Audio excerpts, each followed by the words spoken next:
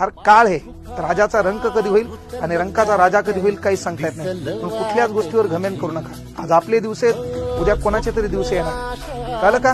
कारण जगात एक गोष्ट आवर्जून लक्षात घ्या, ही वेळ निघून जाणार. हे वाक्य फार महत्वाचं. अनेक वेळा काय होतं, आपल्यापासूनच काही जण जर मोठी झालेली असतात, आपणच त्यांना मोठं केलेलं असते. पण ज्यावेळी अडचण येईल ना आपली, त्यावेळी आपल्या विरोधात लढायला देखील ज्यांना आपण मोठं केलंय ना तीच असतात. त्यामुळे आपल्या हातातले पत्ते तोपर्यंत दाखवू नका की पुढचा जोपर्यंत राजा दाखवत नाही ना तोपर्यंत कधी आपला एक्का दाखवायचा नाही. त्यालाही कळलं पाहिजे वाचतात हा वाचतात असतो. आणि ज्याला मोठं व्हायचं ना त्यांनी गावात कधी राहायचं नाही. ज्या ज्या गावात जन्म झाला ना त्या गावात जास्त वेळ थांबायचं नाही, लगेच तिथून कल्टी मारायची.